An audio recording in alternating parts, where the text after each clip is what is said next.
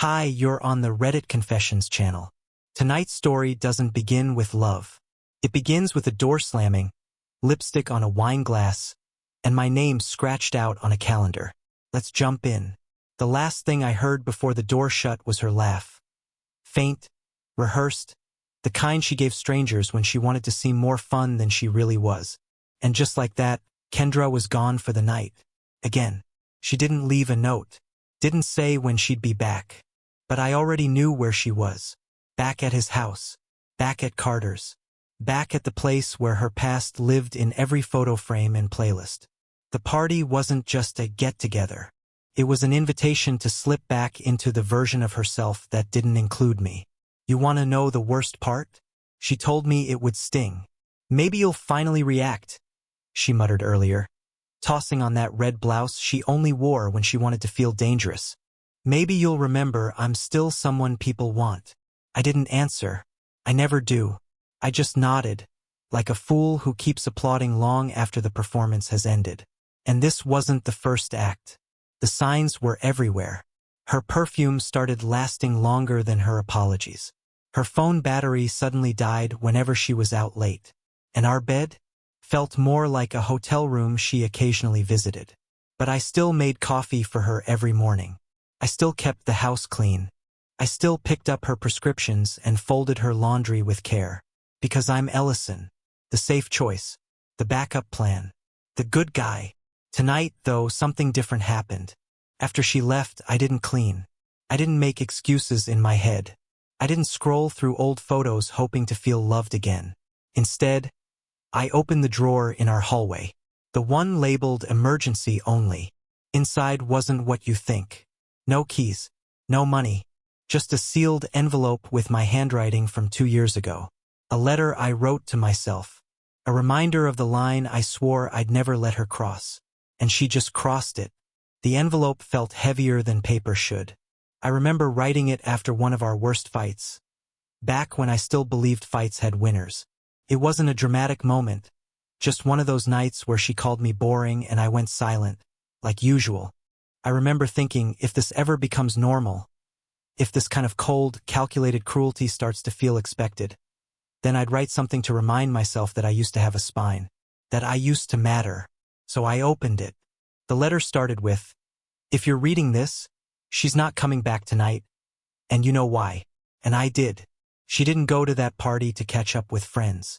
She went to twist the knife. She went to laugh a little louder, dance a little closer, drink a little slower just to make sure I felt it. Not just the betrayal, but the disregard. Like I was furniture she didn't mind stepping on. I should have cried, or screamed, or maybe called someone. But I didn't. Instead, I packed a bag. Not everything, just what mattered. My journal, some clothes, the spare keys, the watch my dad gave me before he passed. I grabbed a photo too. Not of her, not of us. Just one of me, back when I still smiled without hesitation.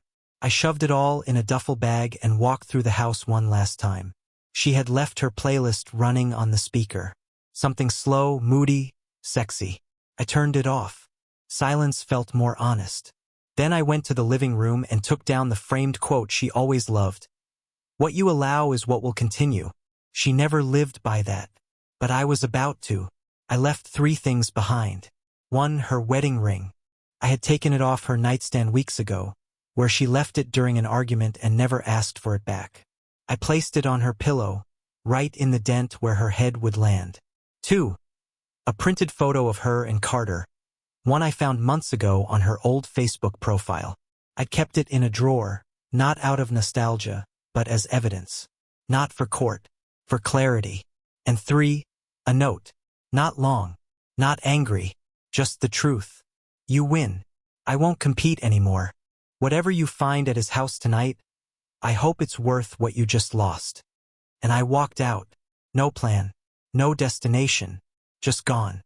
She wouldn't know it until the music stopped, the drinks wore off, and she stumbled back in, expecting me to be right where she left me. Like always. But for once I wasn't, and I knew exactly what time she'd return. She always came back around 2:14 a.m. I'd be long gone by then. I didn't go far at first. Just far enough to see the house from across the street. tucked between the shadows and the silence. I parked my car behind an old gas station, sat in the dark with the window cracked, and waited. Not because I wanted to see her reaction, but because I wanted to make sure she came home. Alone. That was always the pattern. She'd come back, makeup smeared, hair a little too perfect to have just been dancing, shoes in hand, a lazy grin on her face like she was starring in her own little movie. But this time would be different.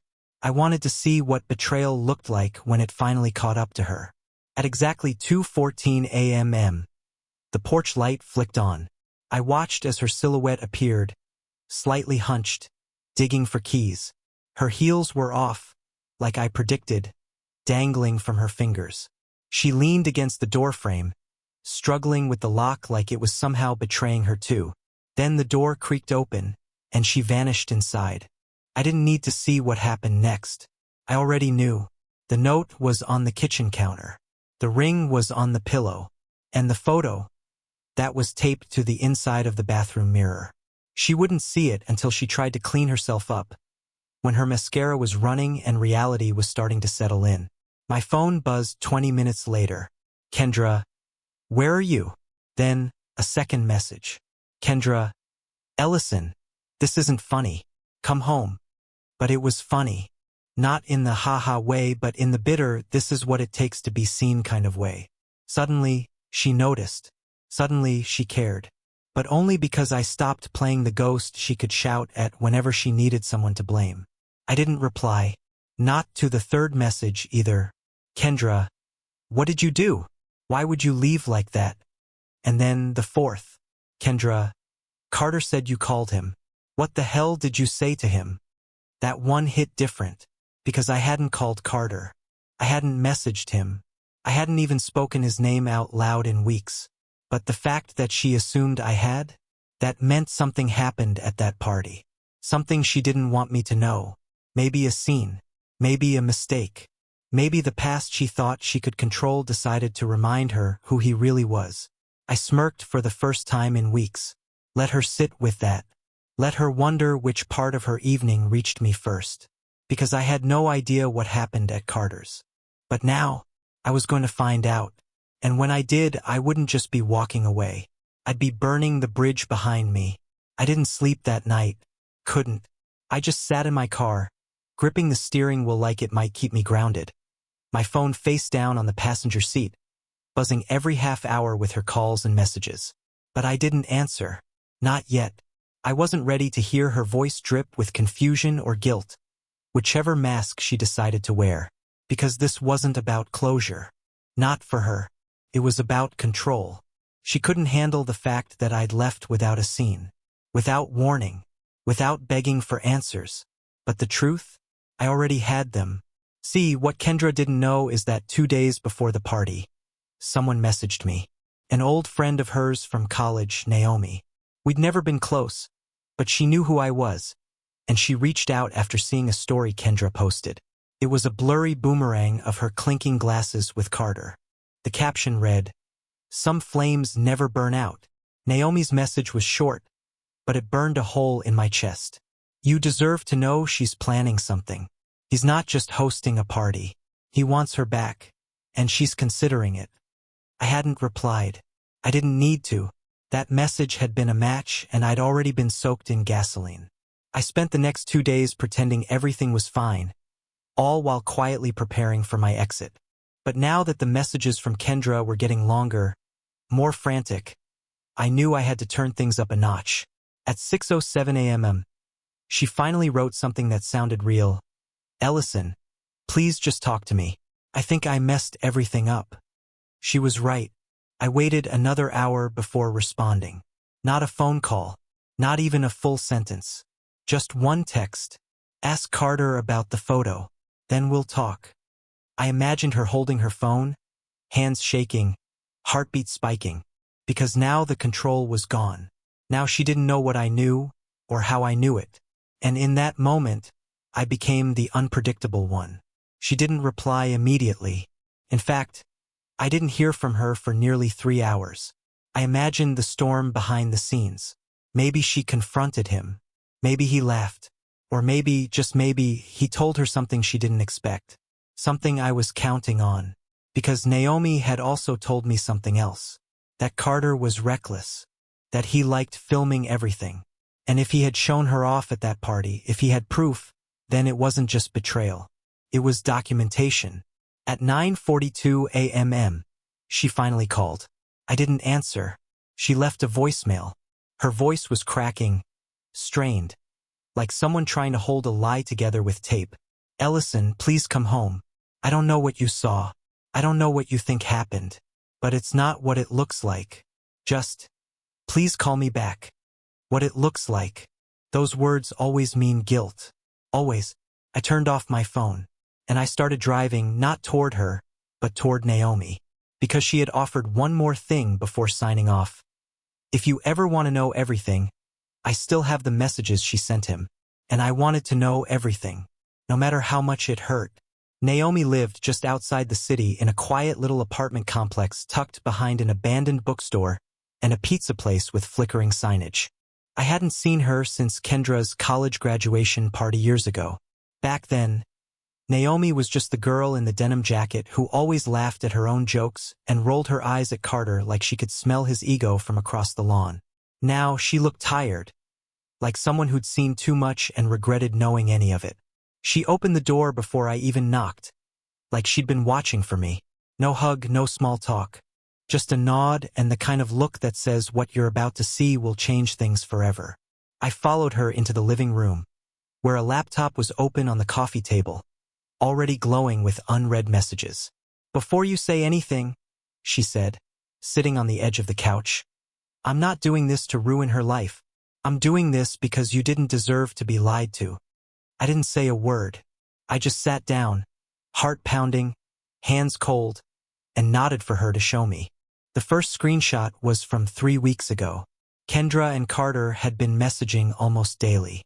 Not just harmless nostalgia either. Real planning, real flirting, and worst of all, real rewrites of our marriage. Kendra, he thinks I'm just going for the music.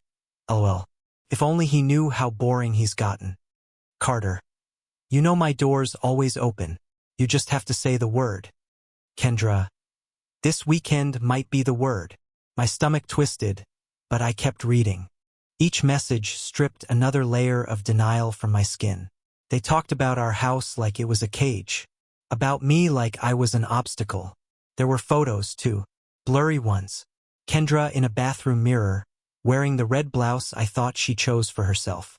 One of her sitting on Carter's lap, grinning like a teenager, while someone in the background shouted for more drinks. And then a short video, only 4 seconds, but enough to kill something permanent inside me. It was her, leaning in, kissing him. Not a peck, not confusion. Kiss like she had done it before. A kiss like she knew it would sting if I ever saw it. Naomi paused the video before it finished. That was taken the night of the party. She didn't know he was recording. Carter thinks it's funny to have souvenirs. He sent it to a group chat. It's already been shared. I sat there, hollowed out. All this time, I thought I was overreacting. That maybe I was just being paranoid. That I had misunderstood the signs. But now I knew. It wasn't that I wasn't enough.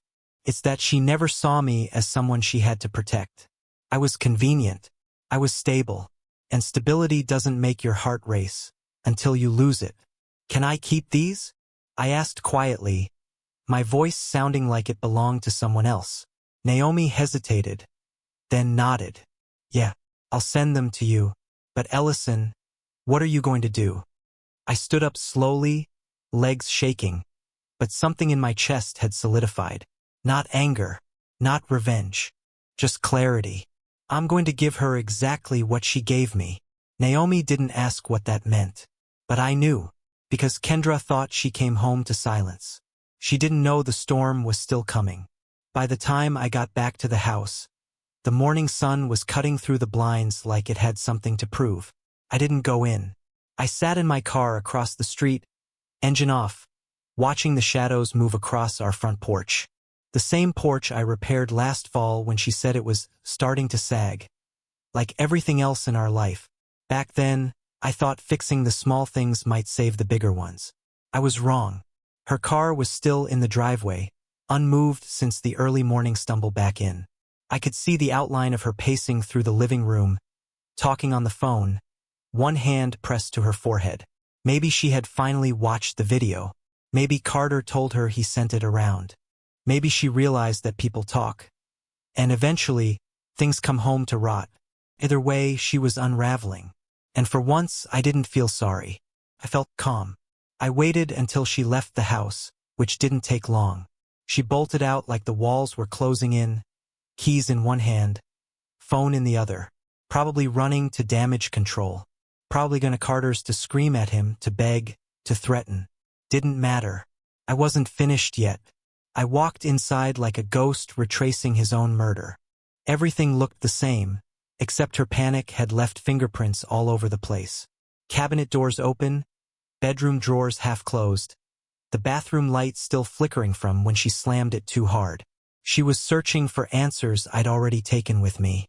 But there was one more thing I needed to leave behind. Not a note, not a text, a video. I connected my phone to the living room TV. Found the message Naomi had sent, the short clip of her kissing Carter, and uploaded it to our shared home cloud. The one she never checked because technology bored her. I renamed it April Groceries. It would sit quietly among a list of household files until the next time she went to make a shopping list or check an old recipe.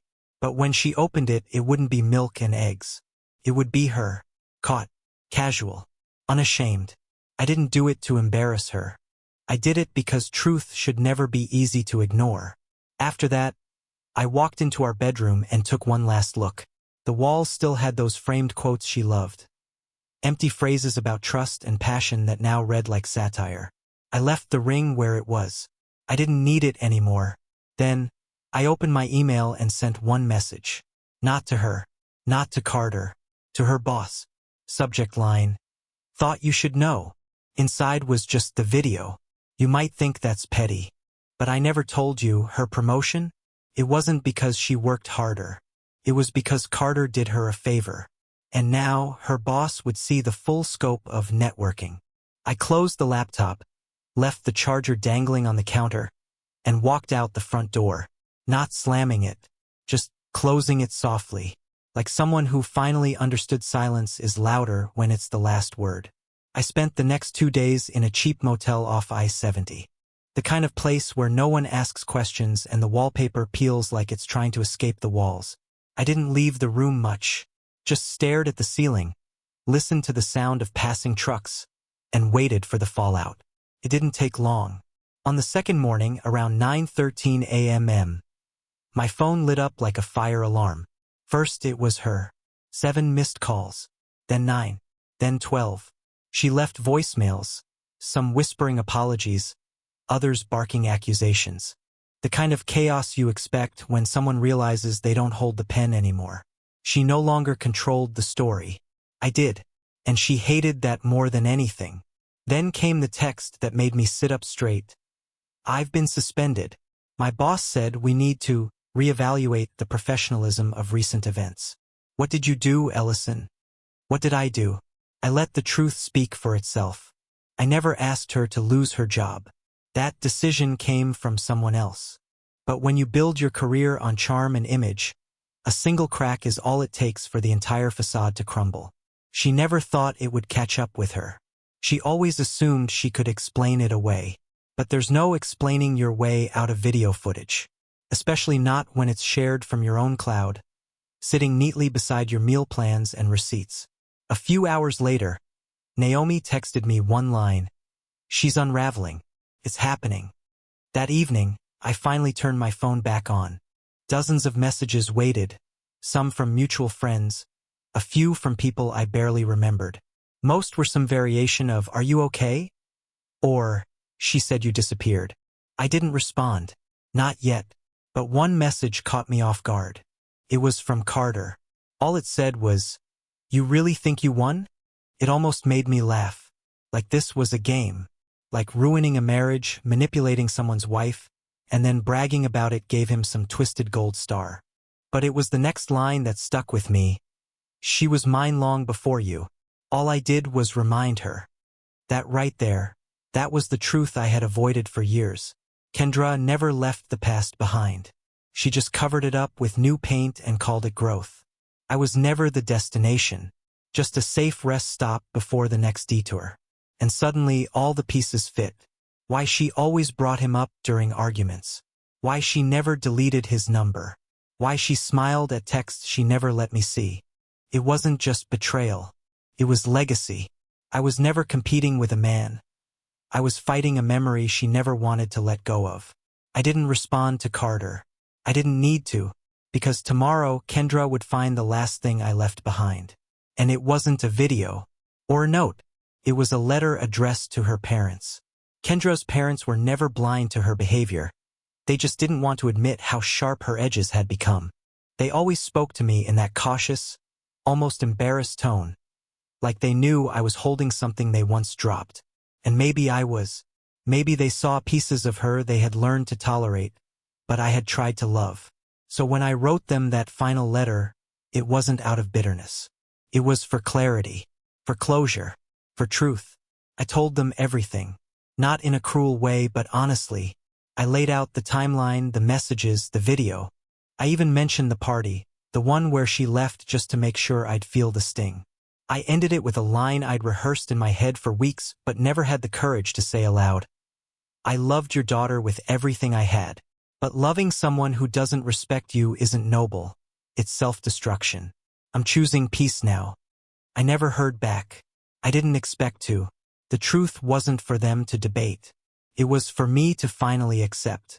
A week later, I moved into a small apartment on the other side of the city. It's nothing special, second floor, view of a parking lot, weird humming in the hallway pipes. But it's mine. I wake up to silence that doesn't scream. I make coffee for one. I go to sleep without wondering whose attention she's chasing. And for the first time in years, I don't feel like I'm waiting to be chosen. I heard through Naomi that Kendra quit her job and moved out of town. No forwarding address. No dramatic goodbye. Just vanished, the way guilt does when it finally realizes it has no defense left. And me? I started writing again. Not letters to myself. Not sad notes in desk drawers. Real stories. Stories like this one. Because there's something powerful about telling the truth before someone else rewrites it. And if you're reading this, if you've ever been the one left in the dark, doubting your worth, let me tell you this. Walking away isn't weakness. It's healing in motion.